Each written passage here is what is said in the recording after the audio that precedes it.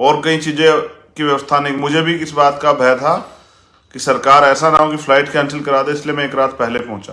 Police ने हमारे प्रदेश के नेताओं को गुमराह किया कि अभी ट्रैफिक क्लियर नहीं, उनको थोड़ी देर रोकिए। जानबूझ के पुलिस ने मुझे आने में देरी कराई।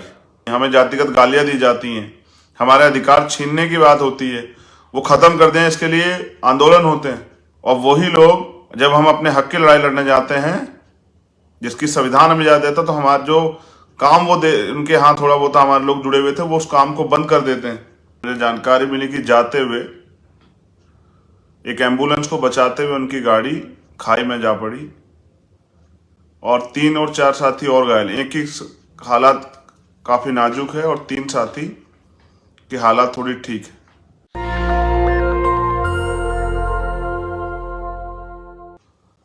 मैं जब कल भोपाल में था तो मैंने बताया था कि अगर इतिहास जानना हो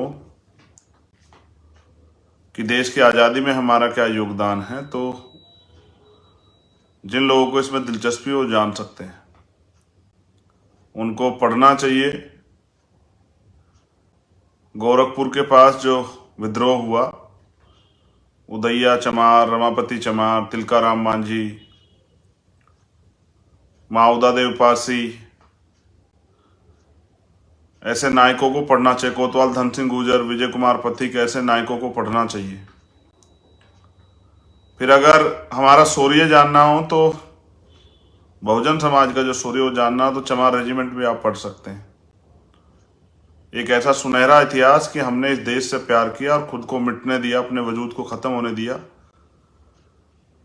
अपने मुल्क में हैं, अपमान सहते हैं, काबिलियत होने के बाद अन्याय सहते हैं, अधिकार लूट ले जाते हैं, छीन ले जाते हैं, अधिकारों के नाम पे ठेंगा दिखाया जाता है, तो भी जी रहे हैं, थोड़े थोड़े साधनों पे अपने पैरों पे खड़े। मैं सबसे पहले धन्यवाद दूंगा मध्य प्रदेश के सभी साथियों का, जिन्होंने कल अपनी एकता की शक्ति से बहुजनों की राजनीतिक आंदोलन से वंचित बंजर भूमि के रूप में जाने वाली मध्य प्रदेश में एक परिवर्तन का नया जो है आगाज किया। आज मेरे पास बहुत सारी बातें करने के लिए, मैंने वहां से चीजों को जानने का प्रयास किया, रैली को लेके समीक्षा भी की मैंने कल 2 घंटे में। सबसे पहले मैं पुनः धन्यवाद देता हूं आप लोगों का कि भाई आप लोगों ने मेरे आह्वान पे सामाजिक न्याय यात्रा में जो आह्वान वहां के हमारे प्रदेश के दोनों अध्यक्ष, प्रदेश के सभी वरिष्ठ साथी, उन्होंने प्रभारियों ने जो किया, आपने जो उसको बल देने का काम किया, वो सराहनीय है, उसका कोई तोड़ नहीं।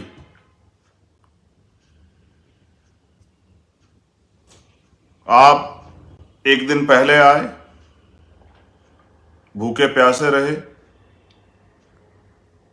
आप पैदल चल के आए, आप अपनी मेहनत की, ईमानदारी के जो पैसा है, खून पसीने की कमाई लगा के आए। हमारी छोटी छोटी बच्चियां, छोटे छोटे बच्चे पैदल चल के आए 250, 300, 400 किलोमीटर। हमारे लोग खुले आसमान में रहे, बुनियादी सुविधाओं से भी वंचित रहे, लेकिन उन्होंने अपने हौसले और जज्बे से एक दूसरे को इस आंदोलन में खड़े होने के लिए मजबूर किया।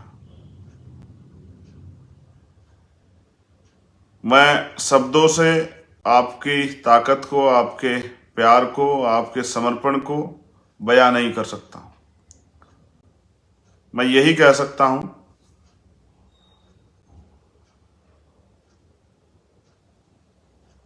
जो मैं समझ रहा हूं कि चाहे आपको 1 टाइम 2 टाइम भोजन ना मिला हो, लेकिन आपने स्वाभिमान सम्मान की लड़ाई को लड़ा। जो मुझे जानकारी दी गई, जिन परिस्थितियों में आप आए और आपने आके अपनी शक्ति का एहसास कराया, आपने वो चैलेंज स्वीकार किया, मैं उस परिस्थिति को भी समझता हूं। मैं काफी बातें आप लोगों के साथ करूंगा, लेकिन एक दर्द और दुख जो मेरे मन में है, एक भाई जिसको हमने खो दिया, भाई किशन लाल बागरी और उनके जो साथी। पहले तो मैं उनके परिवार को दुख सहने की शक्ति मिले, इसके लिए मैं महामानव तथागत बुद्ध और संतों गुरुओं से प्रार्थना करता हूं। फिर उनके जो 7 साथी थे, मुझे जानकारी मिली कि जाते हुए एक एम्बुलेंस को बचाते हुए उनकी गाड़ी खाई में जा पड़ी और 3 और 4 साथी और घायल। एक की हालत काफी नाजुक है और 3 साथी की हालत थोड़ी ठीक है। मैं अपने इस शहीद भाई को भी, जो स्वाभिमान सम्मान की लड़ाई लड़ने आया, मैं अपनी संवेदनाएं उनके परिवार के प्रति प्रकट करता हूं और संतों गुरुओं महापुरुषों से उनके परिवार को, जो हमारा ही परिवार है, इस दुख को सहने की ताकत उनको मिले, ऐसी प्रार्थना करता हूं।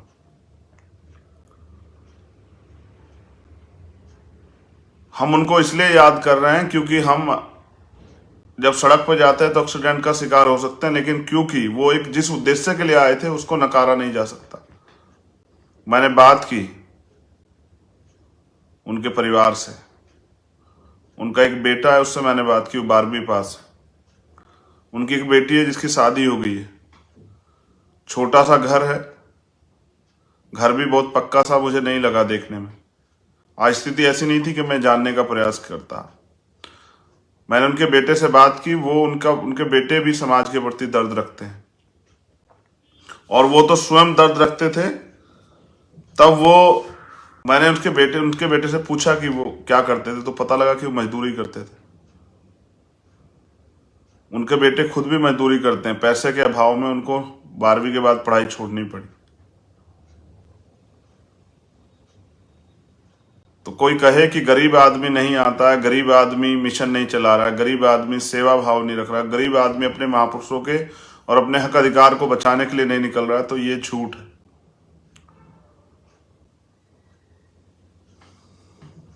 वो गरीब ही थे, लेकिन उनके दिल में समाज के प्रति दर्द था और वो स्वाभिमान सम्मान की वैल्यू समझते थे, इसलिए वो आए।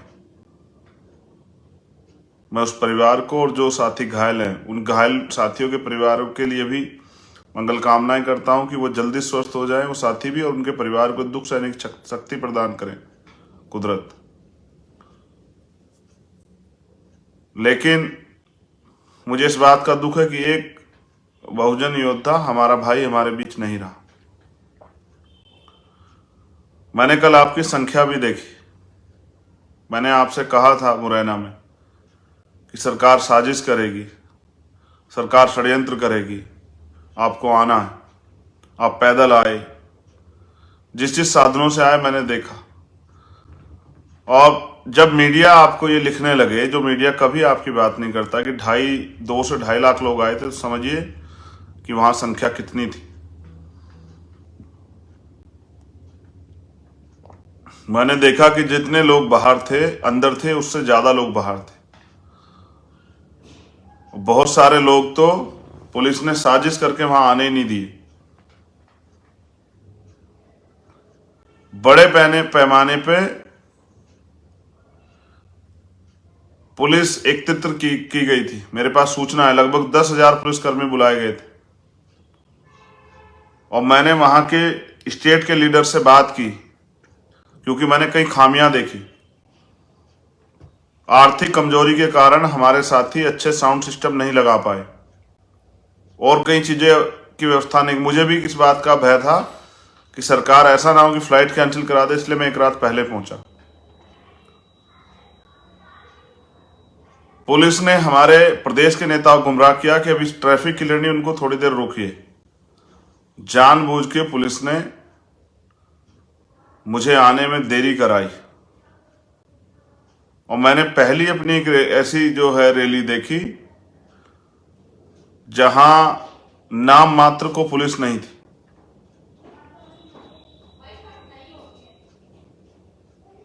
इतने बड़े तंत्र की, इतने बड़े लोगों की सुरक्षा व्यवस्था के लिए मात्र 10-12 लोग थे।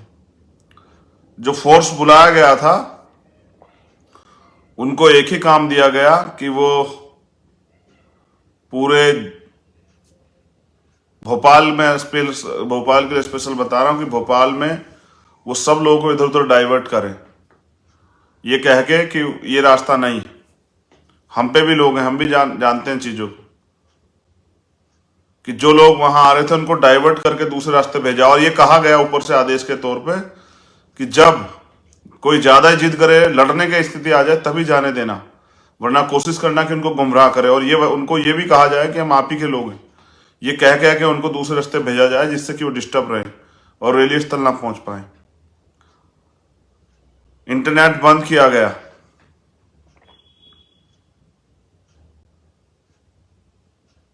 कोई ट्रैफिक की व्यवस्था नहीं थी। सरकार ने जानबूझ के ये षड्यंत्र किया। सरकार चाहती थी कि माहौल खराब हो जाए। हमारे लोगों ने बहुत अनुशासन दिखाया, हौसला दिखाया, वो डटे रहे, भूखे प्यासे रह के भी। सरकार ने, बहनें बच्चे आई थी, सरकार ने कोई व्यवस्था नहीं की। मैंने ये सब अपनी आंखों से देखा, इसलिए मैं क्रोधित भी हो रहा था कि सरकार और यहां प्रशासन के लोग किस तरह से हमारे लोगों को धोखा दे रहे हैं। वहां के अधिकारियों से हमारे साथियों की वार्ता हुई, उन्होंने कहा कि हम सब तरह की सुरक्षा और सारे माहौल आपके जो लोग आएंगे उनको देंगे, बैरिकेटिंग कराएंगे, डी बनवाएंगे, जिससे कि आपके लोग परेशान ना हो, कोई आपकी भीड़ में कोई अन्य व्यक्ति घुस के कोई माहौल ना खराब कर दे। कुछ लोगों ने प्रयास भी किया। ये सारी जिम्मेदारी शासन प्रशासन की कि लॉ एंड ऑर्डर मेंटेन रहे। इतने लोग आए थे, अगर मैं अपने शब्दों में कहूं तो कम से कम 5 लाख लोग पहुंचे हैं।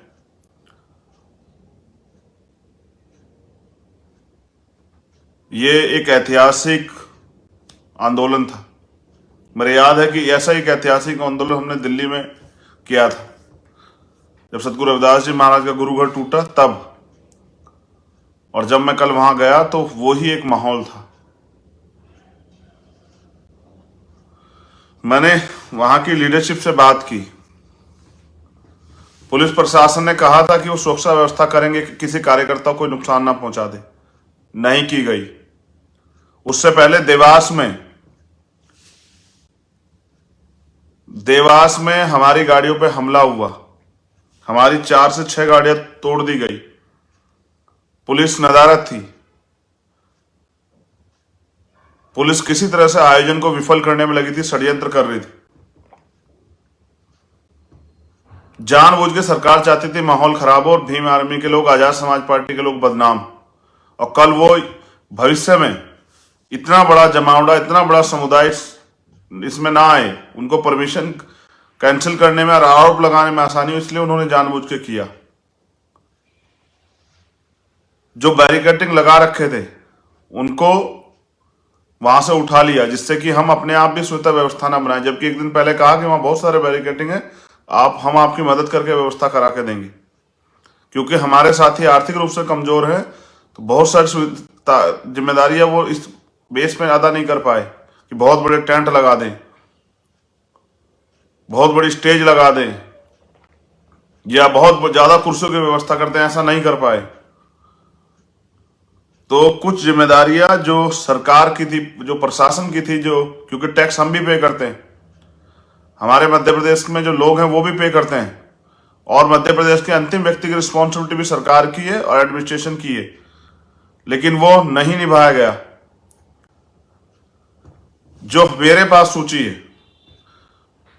1 से 1.5 लाख लोगों को डाइवर्ट किया गया, क्योंकि हम पे तो संगठन है, हमें जानकारी है, किसी तरह से वो ग्राउंड में ना पहुंचे। जितने लोगों की, दूसरे लोगों ने जितने अपनी सभा में लोग बुलाए, इतने लोगों को आने से डिस्टर्ब किया गया।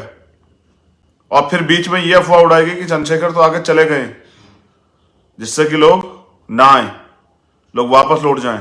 ये अफवाह भी पुलिस के लोग शहर के बीच में खड़े होके फैला रहे थे कि अब जाके क्या करोगे, अब तो चंद्रशेखर भाई आगे चले गए, अब तो मिल भी नहीं पाओगे, देख भी नहीं पाओगे, तो वापस लौट जाओ, क्यों परेशान हो रहे हो।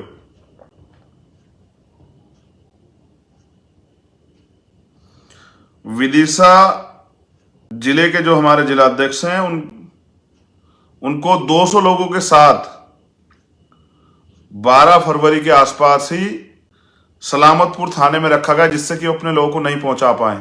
और मैंने बात की वहां के आम लोगों से जो मेरे टच में है, उसके बाद फोन करके, और मैंने पूछा कि आपके यहाँ से जो लोग आए थे वो, क्योंकि मुझे बेचैनी हुई जब ये घटना मैंने सुनी। मैं आऊंगा उस परिवार से जल्दी मिलने के लिए, मैंने उनसे वादा किया है। और जब हमें अवसर मिलेगा, हम ताकतवर हो जाएंगे, तो 2 अप्रैल के जो शहीद वहां हैं, मैंने उनसे भी वादा किया हुआ है। जिन लोगों के साथ घोर अन्याय, उनसे वादा किया हुआ है। और इस परिवार से वादा किया कि जब हमें वहां राजनीतिक रूप से अवसर मिलेंगे तो हम इन परिवारों को शहीद का दर्जा देके इनके लिए विशेष व्यवस्था करेंगे, चाहे वो बहुत मजबूती से मुआवजा हो या सरकारी नौकरी हो या इसके साथ और भी कुछ, जो बहुत सारी चीजें सरकार के पास होती हैं देने की, वो हम देंगे। मैंने जब उनसे पूछा अपने साथियों से, तो उन्होंने बताया कि बहुत सारे जिलों में फोर्स ने रोकने का काम किया लोगों को, जो बिल्कुल निडर थे, जो किसी कीमत पर रुकना नहीं चाहते, वही लोग पहुंच पाए। बाकी लोगों को डराने का, धमकाने का, झूठे मुकदमे करने का, देख लेने का, तमाम तरह के जो हैं वो प्रयोग किए गए। पुलिस ने अनाउंसमेंट करा के करे ही, इतनी डरी हुई थी सरकार।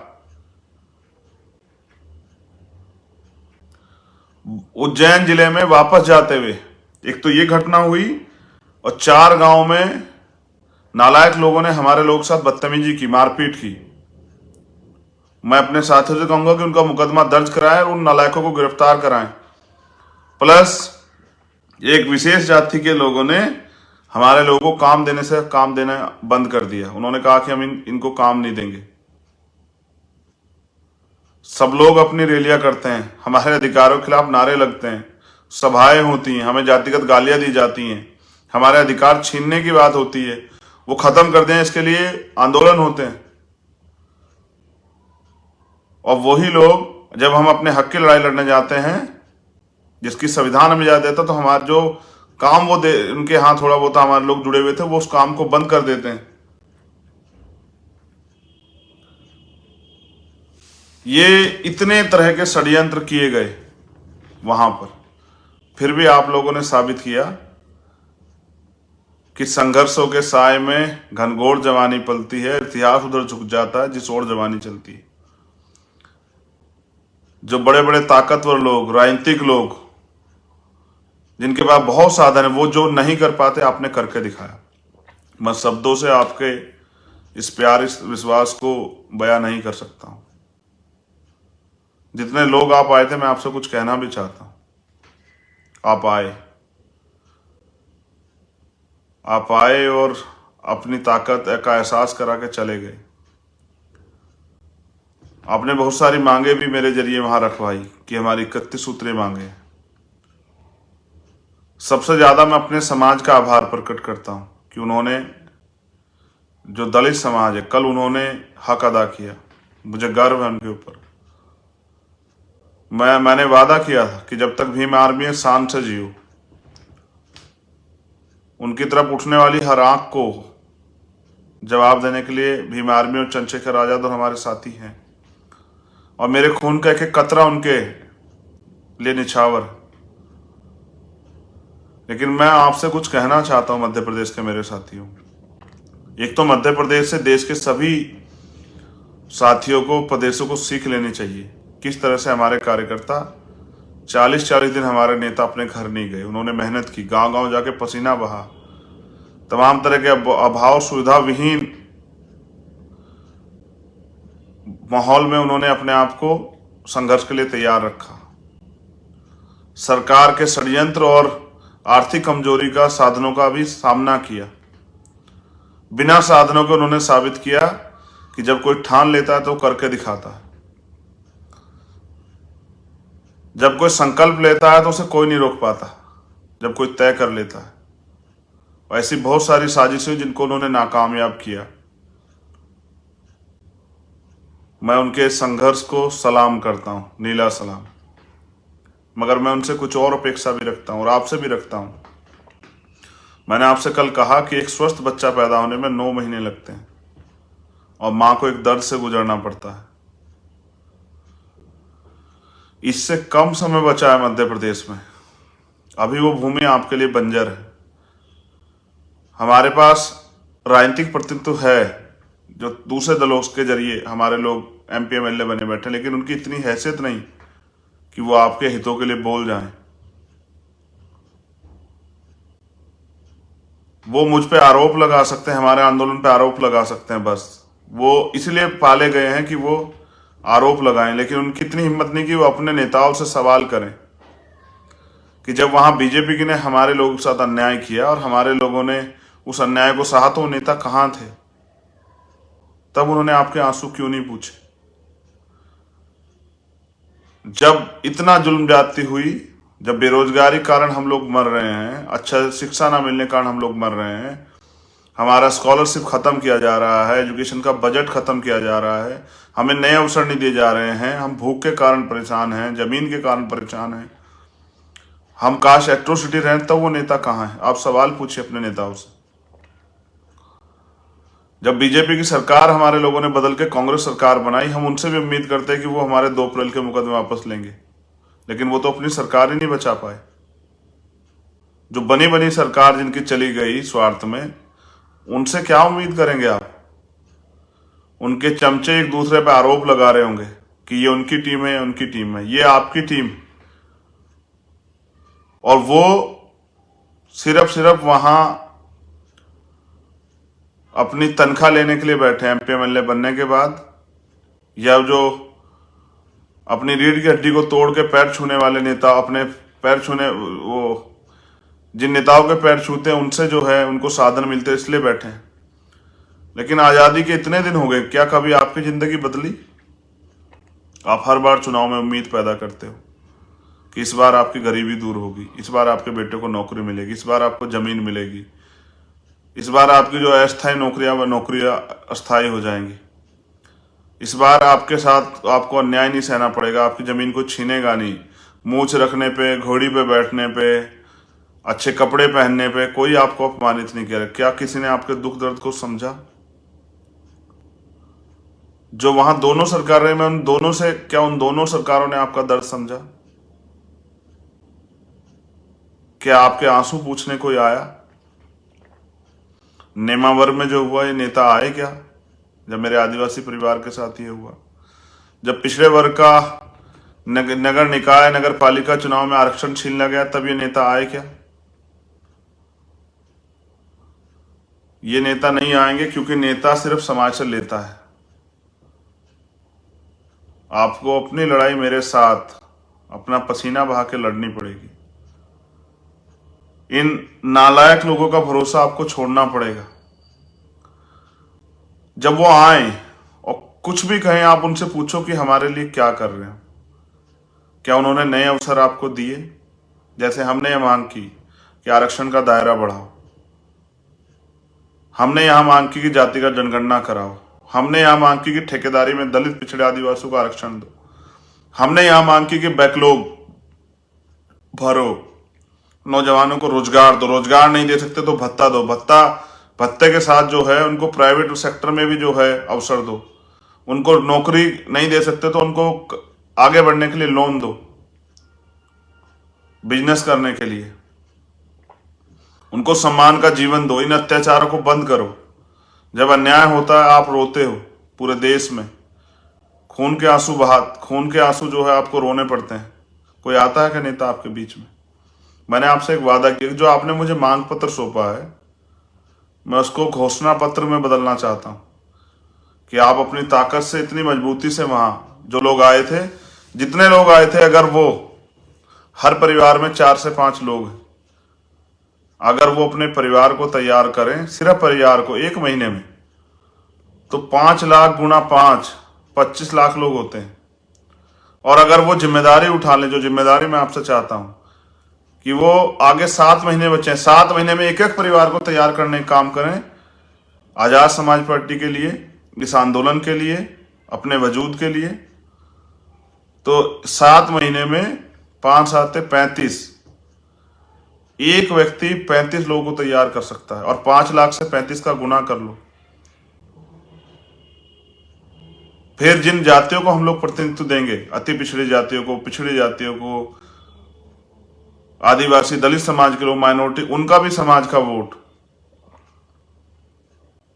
जब इतना वोट आपके पास होगा तो आपको किसी आगे हाथ क्यों फैलाना पड़ेगा। मैं तो सिर्फ जो उम्मीदें आप सबसे करते हैं उन उम्मीदों का दीपक जो है, आपके अधिकारों का दीपक जलाने के लिए आए हैं। तो आप कच्चे घरों में रहते हैं, आप रूखा सूखा खा के टाइम पास कर रहे हैं। आप कभी भगवान से उम्मीद करते हैं, कभी मसीहा से उम्मीद करते हैं। मैं तो बस आपके अंदर जो योद्धा छिपा बैठा है, जैसे आप कल लड़के आए, मैं तो उस योद्धा को जगाने के लिए आया हूं, जोड़ने के लिए आया हूं कि अपनी शक्ति को पहचानो। कल मेरे एक साथी ने मुझे एक मैसेज भेजा था कि आपने मरे हुए लोगों में जान पैदा कर दी, आप मरे हुए लोगों को जगा रहे हो। मैंने उनसे कहा कि छोटे भाई, मैं तो जिंदा लोगों को उनकी शक्ति का एहसास करा रहा हूं। आप में क्या कमी है जो आप दूसरों के भरोसे, दूसरों की जो विधायक एमपी बनते हैं आपकी वोट से तो बनते हैं, फिर आप अपना क्यों नहीं बना सकते हो? क्या आपको अपने लोगों पे भरोसा नहीं है? या इससे क्या कोई आपका सम्मान कम हो जाएगा अगर आपके बीच का व्यक्ति कुर्सी पर बैठेगा? क्या आपको अपने खून पे भरोसा नहीं रहा है? और कितनी बार ठगे जाओगे? देश को आजाद हुए तो 75 साल से ज्यादा हो गए, और देश में लोकतंत्र आए जिसके जरिए राजनीतिक ताकत बनेगी और कानून बनेंगे, उसको भी जो है 70 साल से ज्यादा हो गए। फिर क्यों अपने ही प्रदेश, अपने देश में आप इस अन्याय अत्याचार को सह रहे हो? क्या आप गाजर मूली हो कि आपकी हत्या की जाती है? क्या आप जानवर से भी गए गुजरे हो कि आपकी और मेरी बहन बेटियों के साथ अपमानजनक रवैया गया? अखबार पढ़ते पढ़ते मैं अपनी तकलीफ नहीं बयां कर सकता हूं कि सिर्फ अखबार पढ़ने में, खबर सुन के ही जो है। आज भी एक खबर आई कि बॉम्बे में जो है, आईआईटी बॉम्बे में एक बच्चे ने सुसाइड किया, 2 दिन में 2 सुसाइड। आज भी मुझे पायल तड़वी याद है, आज भी मुझे फातिमा लतीफ याद है, आज भी मुझे बाल मुकुंद भारती याद है, आज भी मुझे रोहित वेमुला याद है, आज भी हमारे एम्स दिल्ली के साथी मीना मुझे याद है। ऐसे कितने मामले हैं जिनको मैं आपको बताऊं।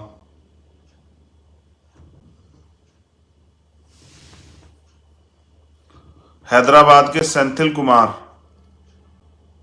और अनिल मीणा एम्स के, कितने ऐसे वो हैं, ये हमारे कब्रगाह बन गए हैं। मैंने तो कहा, आज मैं आपसे भी कह रहा हूं कि इन इंस्टीट्यूशनों को ताला लगा देना चाहिए। यहां बैठे, क्योंकि आरक्षण की वजह से SC ST OBC के लोग तो वहां जा रहे हैं बच्चे, लेकिन जो उनकी मानसिकता है, जो क्योंकि 98% उच्च जाति के, सामान्य जाति के टीचर्स वहां हैं, उनकी मानसिकता नहीं बदले। उनको लगता है कि ये इंस्टीट्यूशन उनके लिए बने थे, ये दलित पिछड़े आदिवासी इसमें क्यों घुस रहे हैं।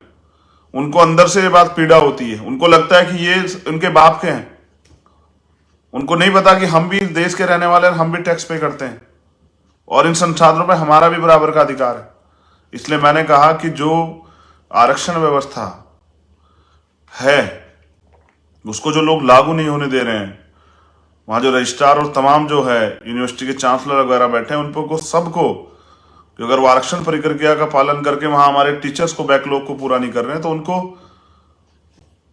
पर मुकदमा करके उनको जेल भेजना चाहिए अगर वो संविधान के विरुद्ध में काम कर रहे हैं। और इन इंस्टीट्यूशन को ताला लगा देना चाहिए, इनकी बिल्डिंग को बुलडोजर से गिरा देना चाहिए। जहां मेरे बहन भाइयों की हत्या की जा रही है, इंस्टीट्यूशन को बर्बाद कर देना चाहिए। जहां हमारे लोग नहीं घुस पा रहे हैं, हम पढ़ने के लिए जाते हैं, मदद के लिए, आगे बढ़ने के लिए, हमें वहां मारा जा रहा है। नहीं चाहिए ऐसे इंस्टीट्यूशन हमें।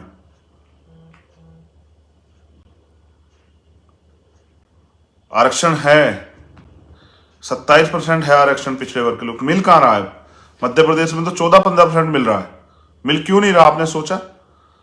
आदिवासियों की इतनी आबादी है, आरक्षण की व्यवस्था क्यों नहीं मिल रहा है? क्यों आपका बैकलॉग नहीं भरा जा रहा है? क्यों SC ST OBC के लोग न्यायपालिका के बाहर तमाशा देखने खड़े हो गए? नए 7 सुप्रीम कोर्ट के जज बने, बताइए। अति पिछड़ा, दलित, आदिवासी कितने बने? माइनॉरिटी कितने लोग बने? जो हमारे OBC समाज की जो जाति आगे बढ़ गई, जाट कितने बने? गुजर कितने बने? पटेल कितने बने? मौर्य कितने बने? साक्य कुशवाहा कितने बने? पाल प्रजापति कितने बने? कश्यप, निषाद, चौहान कितने बने, सैन राजभर कितने बने, बिंद कितने बने, यादव कितने बने, चमार, वाल्मीकि, पासी, धोबी कितने बने, खटीक, बताओ, दो जवाब। ये तब तक नहीं मिलेंगे जब तक राजनीतिक शक्ति आपके पास नहीं आएगी। चाहे आप बाहर बैठ के तमाशा देखें, नेताओं भरोसा करें, लुटते रहें, या फिर काम करें मेरे साथ आके और अपनी ताकत बनाएं। और जिस दिन ताकत आपके पास होगी फिर आपको किसी के आगे ऐसे हाथ नहीं फैलाना पड़ेगा।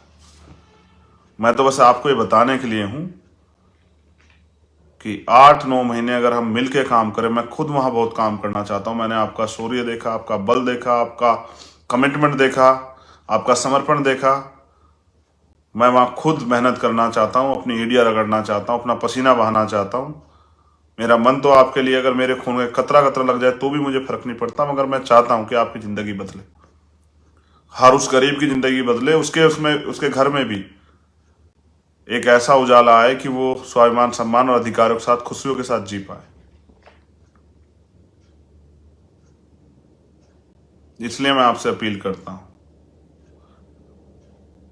कि एक तरफ वो लोग हैं जो पैसे वाले हैं, जो कुछ पैसे आपको बांटने काम करेंगे, कुछ देने काम करेंगे चुनाव के समय, और एक तरफ हम लोग हैं जो सामाजिक परिवर्तन चाहते हैं, जो चाहते हैं कि हादसे पे गिरा गया समाज अपने पैरों पे खड़ा होकर आगे बढ़े। फैसला आपको करना है। और जो साथी वहां काम कर रहे हैं उनसे मैं कह रहा हूं कि बहुत जय भीम के नारे आप लगाते हो, बहुत जोर लगाते हो, बहुत प्यार करते हो। इस प्यार को, विश्वास को एक बार मेरे साथ चल के काम में, संघर्ष में भी बदलो। आप बहुत संघर्ष करते हो, लेकिन अब थोड़ा सा राजनीतिक संघर्ष भी मेरे साथ मिलकर करो। क्यों हम किसी के आगे हाथ फैलाएं, क्यों हम किसी से मांगे जब हम खुद दे सकते हैं। जब हम खुद जो है ताकतवर बन सकते हैं तो हम किसी की बैसाखी के सहारे क्यों रहें। जब हम पे अपना मकान है तो हम किराए के मकान में क्यों रहें। क्यों हम बाहर खड़े होकर तमाशा देखें, क्यों हम मालिक नहीं बनना चाहते। बाबा साहब अम्बेडकर ने कहा है कि राजनीतिक सत्ता वो चाबी जो आपकी सारी परेशानियों का हल कर देंगे। मैंने कल भी आपसे कहा कि अपनी मांग लिख के दो और आओ मेरे साथ काम करो। 9 महीने के बाद जिस दिन हम लोग इस ताकत में आ जाएंगे फिर मुझसे कहना, अगर एक दिन आपको इंतजार करना पड़े। मैंने आपसे कल भी कहा, डॉक्टर, मैं जो बाबा साहब कह गए उसको भी कह रहा हूं कि राजनीति में हिस्सेदारी ना करने का सबसे बड़ा नुकसान ये है कि अयोग्य लोग आपके ऊपर शासन करते हैं। आज वो लोग जिनकी संख्या बहुत कम है वो शासन कर रहे हैं, और जिनकी संख्या है, जिनके लिए बाबा साहब अम्बेडकर ने अपने 4-4 बच्चे कुर्बान किए, वो आज भी विकलांग की भूमिका में है, सहारे पे है। बैसाखियों पे कोई आए कुछ दे दे, कोई रोटी कपड़ा मकान दे दे। लाखों बहनों से मिलता हूं, अभी बिहार गया था, वो एक आस उम्मीद से देखती है। उनको लगता है कि ये है तो हमारी इज्जत पे कोई हमला नहीं करेगा, हमें कोई जाति की वजह से अपमानित नहीं करेगा, हम सुरक्षित हैं। बहुत उम्मीदें हैं उनको। वो आती हैं, मिलती हैं, मैं कई बार रोकता हूँ, पैर छूती हैं। मैं कई बार उनको समझाता हूँ कि हमारे यहाँ बहनों से पैर नहीं छुआए जाते। बहुत सारी माएँ आती हैं, चूमती हैं माथा, गले लगाती हैं और कहती हैं तू जिए, तू आगे बढ़े। मैं आगे बढ़ जाऊं और आप आगे न बढ़ो तो फिर कैसे चलेगा। मैं चाहता हूं समाज आगे बढ़े, इसलिए आपसे अपील कर रहा हूं। एक भाई को यहाँ तकलीफ में हूं, बस आपसे उम्मीद करता हूं कि आप घर नहीं बैठेंगे। लड़ाई शुरू हुई है, खत्म नहीं हुई। अब की बार जब आएंगे तो इससे दुगनी ताकत से आएंगे। जो नहीं आया उसको भी लेके आएंगे, जो आया था वो तो आएगा, जो नहीं आया उसको भी लेके आएंगे। लेकिन जब गांव में जाएंगे तो जाके समाज को भी तैयार करेंगे, अपने समाज को बैसाखियों के सारणी रखेंगे। हम बैठेंगे नीचे और हमारे कंधे पे बैठ के हमारा समाज आगे बढ़ेगा। जय भीम, जय भारत। एक आखिरी आपसे निवेदन ये है कि अब वो आपको लड़ाने का काम करेंगे, पिछड़ी जातियों को और दलित समाज को, आदिवासियों को और दलितों को। लड़ना नहीं है, किसी भी कीमत पे नहीं लड़ना। वो षड्यंत्र करेंगे मेरे भाइयों। हम सीधे सच्चे लोग हैं, वो लोग षड्यंत्रकारी लोग हैं। वो आरोप लगाएंगे, बेवकूफ बनाने काम करेंगे, तमाम तरह के झूठ बोलेंगे। आपको उनकी बातों में नहीं आना है। आप इतने बार ठगे गए हो, आप मत ठगना उनकी बातों में मत। शिकारी आएगा, दाना फेंकेगा, आप उसको अपना समझ के चले जाओगे तो आपकी गर्दन फंस जाएगी। और यही चाहता है शिकारी। वो कभी सच्चे आदमी को नहीं चाहेगा वो ताकत में आ जाए। अगर उनको कल एहसास होता कि आप इतनी ताकत में आओगे तो शायद वो मुझे परमिशन भी नहीं देता आने की। तो अपने लोगों से नहीं लड़ना है, पिछड़े वर्ग के भाइयों से, आदिवासी भाइयों से, माइनॉरिटी के लोगों से नहीं किसी से नहीं लड़ना है। लड़ने से हम आगे बढ़ ही नहीं सकते। हम पढ़ने से आगे बढ़ेंगे, हम सत्ता में आने से आगे बढ़ेंगे। जब अधिकार और अवसर हमारे पास होंगे तब हम आगे बढ़ेंगे। इसलिए आपसे अपील करूँ, जो नौजवान पढ़ रहे हैं खूब पढ़ाई करें, और जो लोग इस संघर्ष में काम करने लगे हैं, वो पढ़ रहे हैं, वो भी कुछ समय तो दे। अगर आप पढ़ लिख के बैठ जाओगे, नौकरी कहाँ से मिलेगी जब ऐसी सरकार बैठी जो नौकरी नहीं देना चाहती, जो आरक्षण के फॉर्मूले को पूरा ना करना चाहती। अवसर हैं, अधिकार है, लेकिन उनको लागू नहीं होंगे, वो आप तक नहीं पहुंचेंगे तो क्या फायदा है। लोग कहते हैं राजनीति बुरी है, राजनीति बुरी है, तो ये इतना बड़ा समाज क्यों कर रहा है राजनीति, और हम लोग के साथ राजनीति क्यों कर रहा है? वो हमारे साथ राजनीति करें और हम मिलकर अपने लिए राजनीति करें और कामयाब हों, और हमें अवसर मिले हमारे लोगों को, और हमारे लोग भी सम्मान से जी पाए। वो भी आने वाली पीढ़ियां सम्मान उनका सुरक्षित रहे, अवसर उनके पास रहे, संविधान की रक्षा। इसलिए हमें लड़ना है। आपने मुझे सुना, इसके लिए दिल से शुक्रिया। मगर अगर मेरी बात नहीं मानोगे तो मैं भी महापुरुषों के रास्ते को आगे बढ़ाता एक दिन चला जाऊंगा। फिर आप नया चंद्रशेखर पैदा कर लेना, देखना कैसे कर पाओगे। लेकिन अगर आपने कुछ दिन मेरा साथ दिया तो मैं आपसे वादा करता हूं कि ऐसे 1 लाख चंद्रशेखर होंगे जो अपने समाज के लिए, उनके अधिकारों के लिए, उनकी रक्षा के लिए, उनकी तरक्की के लिए मर मिटने को तैयार होंगे। इस काम को करने के लिए मैं दिन रात लगा रहता हूँ। मैं चाहता हूँ हमारी बहनें भी स्वाभिमान और सम्मान के साथ बाहर निकलें, शेरनी की तरह दहाड़ें, आगे बढ़ें। मेरी बहनों की तरफ कोई आंख ना उठा पाए। अगर कोई सोचे भी तो फिर उसको जो सजा मिले कानूनी रूप से, फिर उसके बाद किसी की हैसियत ना हो। मैं अपनी बहनों से भी वादा करता हूँ, जो दूसरे दलों में, उनसे भी कह रहा हूँ, बहनों से, कि आप अपनी राजनीतिक कुछ कारणों से मुझसे दूर हो सकते हैं, लेकिन मैं सच कह रहा हूँ कि मैं आपके लिए रखवाले तैयार कर रहा हूँ जो इस देश की सभी महिलाओं को सुरक्षित रखेंगे और उनके हक अधिकार सम्मान के लिए लड़ेंगे, और जो एक ऐसा माहौल बना के देंगे जो पेरियार रामास्वामी नायकर चाहते थे, कि रात के अंधेरे में भी अगर आप कुछ मिल जाओगी तो आपकी तरफ कोई आंख उठा के नहीं देखेगा, कोई आपसे सवाल नहीं करेगा क्या पहनना है, क्या करना है, क्या खाना है, क्या पीना है, कहाँ जाना है। एक ऐसा माहौल तब बनेगा जब ऐसे लोग, उस विचारधारा को मानने वाले लोग सत्ता में आएंगे। तो जो नौजवान सड़क पर लड़ रहा है उसको सदन में जाने की तैयारी भी करनी चाहिए। जब अमीर का बेटा जा सकते तो गरीब के बेटे क्यों नहीं जा सकते? मेरा ये संदेश मध्य प्रदेश के, राजस्थान, छत्तीसगढ़, उड़ीसा के साथियों को भी है। यूपी, महाराष्ट्र, बिहार,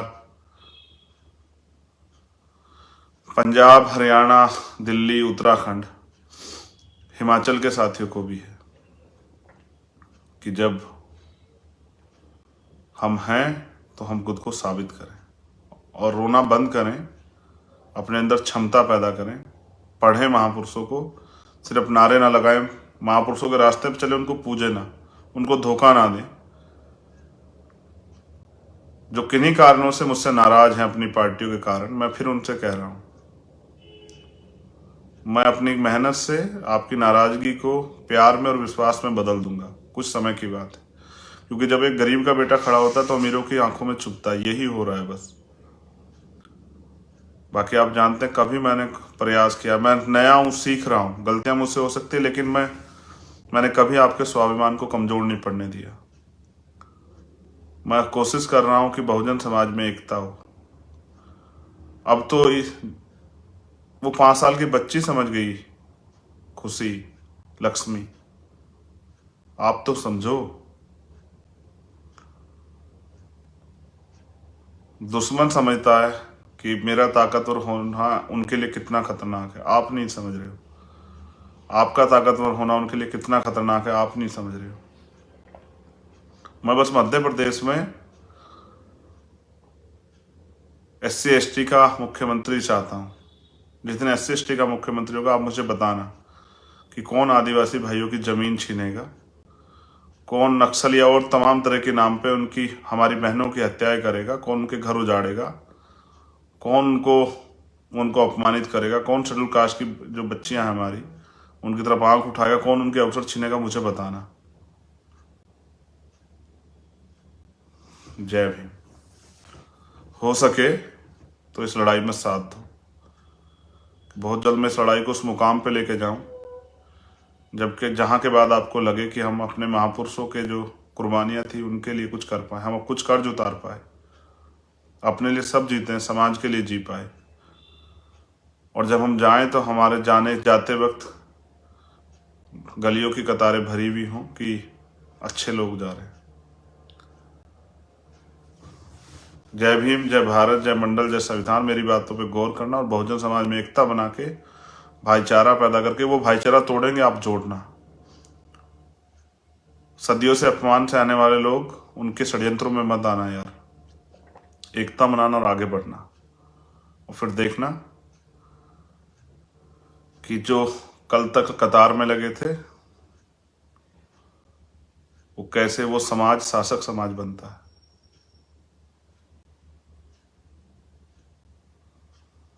जय भीम। नेशनल दस्तक की आपसे गुजारिश है कि अगर इसको बचाना चाहते हैं तो नेशनल दस्तक को सब्सक्राइब करने के लिए रेड कलर के सब्सक्राइब बटन को दबाएं, फिर बेल आइकन की घंटी दबाएं। नेशनल दस्तक को बचाने के लिए बहुत जरूरी है कि हर खबर को शेयर करें, लाइक करें, कमेंट जरूर करें।